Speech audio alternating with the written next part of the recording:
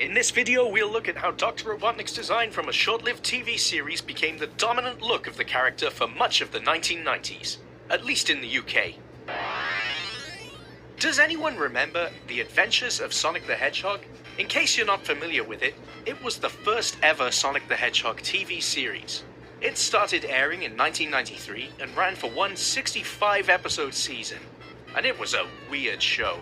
It took a handful of elements from the video games released at the time, and then piled them under mountains of slapstick nonsense, bizarre storylines, and hideous designs.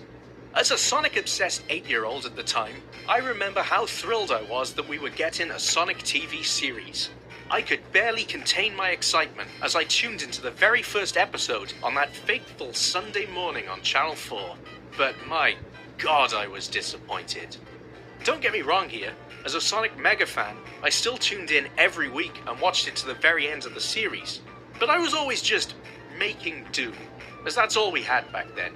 I knew it was nothing like the Sonic the Hedgehog that I knew and loved, but such was my brand loyalty that I watched it regardless. It was better than nothing?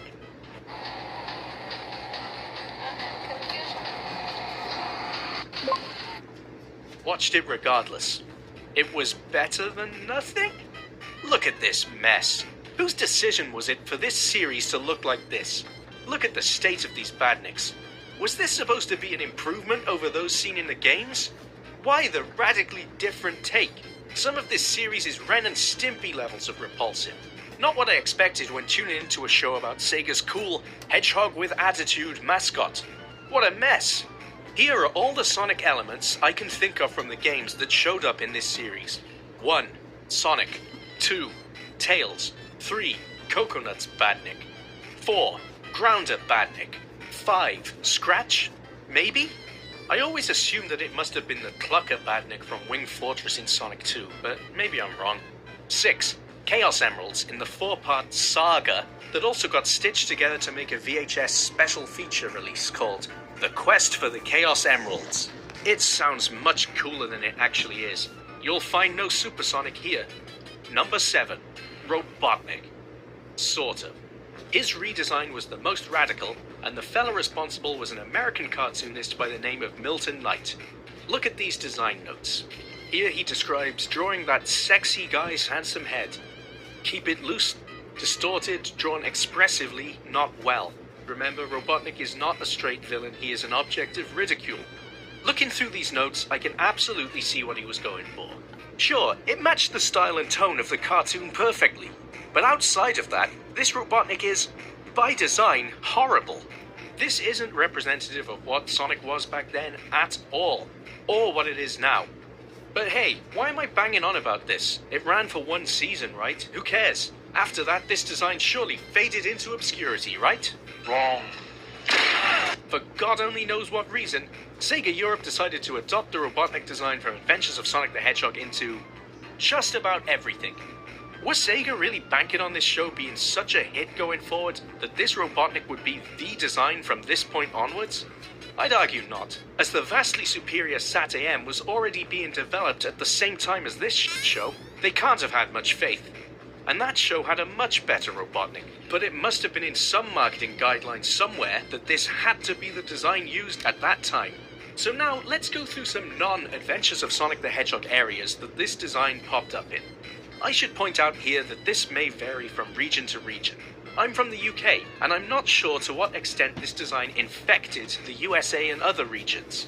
So I'll focus on the UK for now, where it was heavily used.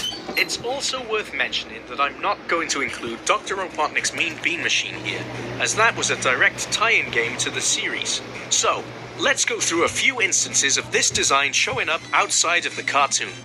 Tomy Sonic action figures. In 1992, I think, a year before the show even released, the UK got its first Sonic figures that I was aware of. They were awful.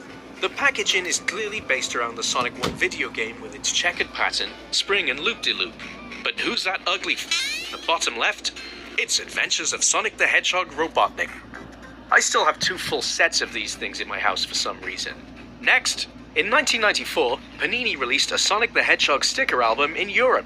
I'll go into this in more depth in a future video, but for now, who's this in the top left? Adventures of Sonic the Hedgehog Robotnik. Well, sort of. This picture is terrible. Sugi. Also in 1994, Sega and McDonald's partnered up to celebrate the release of Sonic the Hedgehog 3. 4 different toys were available, consisting of Sonic, Tails, Knuckles, and this thing. I believe the USA also got this Robotnik design, but while researching for this video, I see that Japan ditched this design in favor of a classic Eggman design, presumably because they wanted nothing to do with the Western cartoon, and wanted Eggman to look like the one in the game the Happy Meals were literally designed to promote. Well done, Sega of Japan. Atamagai. Next, official video game artwork. Yep, that's right. This could even start to show up in official artwork for the Sonic video games. Here he is on the cover of Sonic Triple Trouble for the Game Gear. And here he is on some variant artwork for Sonic Spinball. But who even knows what canon that game is set in, as it features elements of both SAT-AM and Adventures of Sonic the Hedgehog. In 1994, Tomy released Sonic and Knuckles collectibles in the UK, available in both blind bags and packs of 4.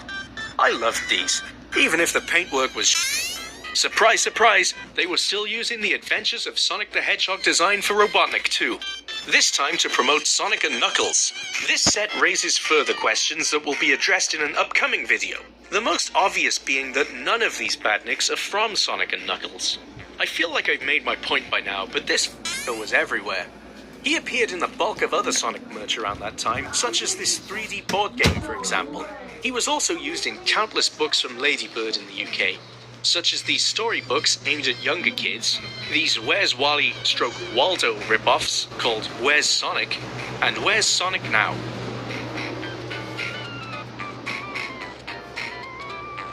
There he is. There seems to be no end of these books, including this abysmal Sonic joke book that we'll cover in an upcoming video. But by far the greatest offender for pushing this design on kids was the UK Sonic the Comic, published by Fleetway. In the first 20 issues, Robotnik looked like video game Robotnik. But then in issue 21, he cocooned himself in a giant egg with the aim of changing his appearance. The story ended with a cliffhanger with him in the egg and the promise of a new design in 2 weeks' time. Lo and behold, the following issue, out popped the Milton Knight design. I remember as a child being hugely disappointed by this. What made Sonic the Comic so strange is that, as far as I can tell, this Robotnik design remained more or less the same for the rest of the comic's run, right up until 2002, almost a decade after the single season of Adventures of Sonic the Hedgehog. And this design still continues to this very day in its online continuation, Sonic the Comic Online. I stopped reading a long time ago, so feel free to correct me in the comments if I'm wrong. But the only difference I can see is that he now wears his modern Eggman outfit. I used to love Sonic the Comic as a kid, but why they kept that awful design going for so long is truly bizarre to me. So, in conclusion, I find it bonkers that such a lousy Dr. Robotnik design from a really, really bad TV show that ran for just 1 season became the dominant look of one of gaming's greatest villains all throughout the 1990s, at least in the UK. I want to stress here that I mean no disrespect to Milton Knight. He had a vision. He knew what he was going for in terms of how he wanted Robotnik to look and behave, and in that regard, he knocked it out of the park. But outside of that bizarre cartoon, it wasn't the right take on the character at all, and certainly shouldn't have been the design that Sega, at least in the West, were pushing for that character. But what do you think? Did you like this design? Did your country also use this design throughout the 90s? Let me know what you think in the comments section below. And if you enjoyed the content, please leave a like and consider subscribing to the channel. Thank you very much for watching, and I'll see you next time.